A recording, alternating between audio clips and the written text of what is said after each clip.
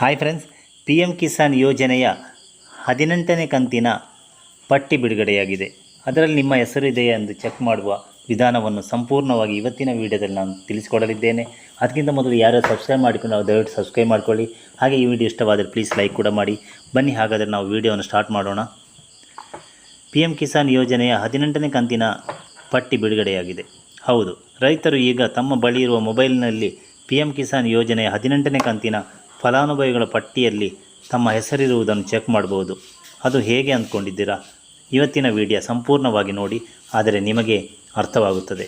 P M Kisan ಯೋಜನೆಯ ಫಲಾನುಭವಿಗಳು ತಮ್ಮ ಹೆಸರಿನಲ್ಲಿ ಹೆಸರು ಪಟ್ಟಿಯಲ್ಲಿ ಇದೆಯೋ ಇಲ್ಲೋ ಎಂಬುದನ್ನು ಚೆಕ್ ಮಾಡಲು ನಾನು ಹೇಳುವ ಲಿಂಕನ್ನು ಒತ್ತಿ pm.kisan.government.in/rpt/beneficiary status/pub.aspx ಎಂಬ ಲಿಂಕ್ ಮೇಲೆ ಕ್ಲಿಕ್ ಮಾಡಬೇಕು. ಆಗ P M Kisan Samman Nidhi page open ಆಗುತ್ತದೆ. ಅಲ್ಲಿ ನೀವು ಕರ್ನಾಟಕ ರಾಜ್ಯ ಆಯ್ಕೆ ಮಾಡಿಕೊಳ್ಳಬೇಕು. ನಂತರ ನಿಮ್ಮ ಜಿಲ್ಲೆ ಆಯ್ಕೆ ಮಾಡಿಕೊಳ್ಳಬೇಕು. ನಂತರ ನಿಮ್ಮ ತಾಲೂಕು ಆಯ್ಕೆ ಮಾಡಿಕೊಳ್ಳಬೇಕು. ನಂತರ ನಿಮ್ಮ ಊರು ಆಯ್ಕೆ ಮಾಡಿಕೊಳ್ಳಬೇಕು. ನಂತರ ಗೆಟ್ ರಿಪೋರ್ಟ್ ಮೇಲೆ ಕ್ಲಿಕ್ ಮಾಡಬೇಕು. ಆಗ ನಿಮಗೆ ನೀವು ಆಯ್ಕೆ ಮಾಡಿಕೊಂಡ ಊರಿನಲ್ಲಿ ಯಾರ್ಯಾರು ಫಲಾನುಭವಿಗಳಿದ್ದಾರೆ ಅವರ ಹೆಸರು ಕಾಣಿಸ್ತದೆ. ಎ ಇಂದ ಹೆಸರುಗಳು ಆರಂಭವಾಗುತ್ತವೆ. ನಿಮ್ಮ ಹೆಸರು ಯಾವ ಅಕ್ಷರದಲ್ಲಿ ಆರಂಭವಾಗುತ್ತದೆ ಎಂಬುದನ್ನು ನೋಡಿಕೊಂಡು ಪಟ್ಟಿಯಲ್ಲಿ ನಿಮ್ಮ ಹೆಸರು ಚೆಕ್ ಮಾಡಿಕೊಳ್ಳಬಹುದು. ಹಾಗಾದರೆ ಪಿ ಎಮ್ ಕಿಸಾನ್ ಯೋಜನೆಯ ಲಾಭವನ್ನು ಪಡೆಯಲು ಏನು ಮಾಡಬೇಕು ಎಂಬ ಡೌಟ್ ಎಲ್ಲರಿಗಿರ್ಬೋದು.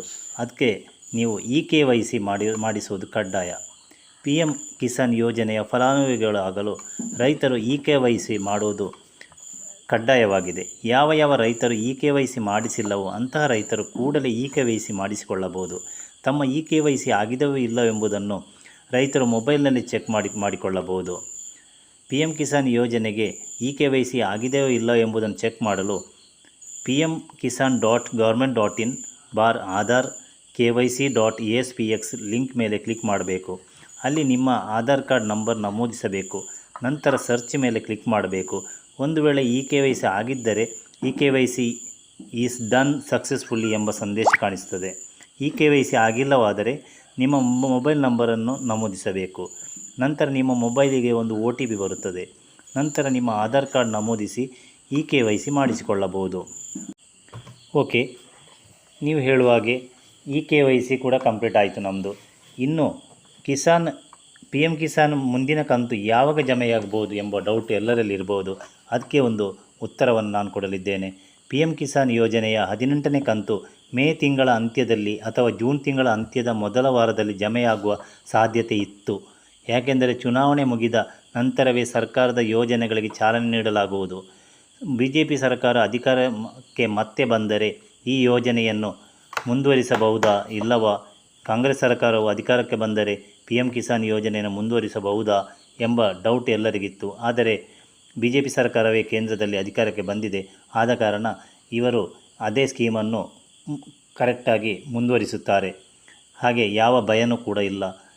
ಆದರೆ ಈ ತಿಂಗಳು ಅಂದರೆ ಸೆಪ್ಟೆಂಬರ್ ತಿಂಗಳಲ್ಲಿ 2024 ಸೆಪ್ಟೆಂಬರ್ ತಿಂಗಳಲ್ಲಿ 18ನೇ ಕಂತಿನ ಹಣ ಎಲ್ಲ ರೈತರಿಗೆ ಬಂದೇ ಬರುತ್ತದೆ ಎಂಬುತ್ತಾ ಈ ವಿಡಿಯೋವನ್ನು ಕೊನೆಗೊಳಿಸ್ತಾ ಇದ್ದೇನೆ. ಈ ವಿಡಿಯೋ ಇಷ್ಟವಾದರೆ ಪ್ಲೀಸ್ ಲೈಕ್ ಮಾಡಿ, ಶೇರ್ ಮಾಡಿ ಮತ್ತು ಸಬ್ಸ್ಕ್ರೈಬ್ ಕೂಡ ಮಾಡಿ friends. Thank you. Bye. See you.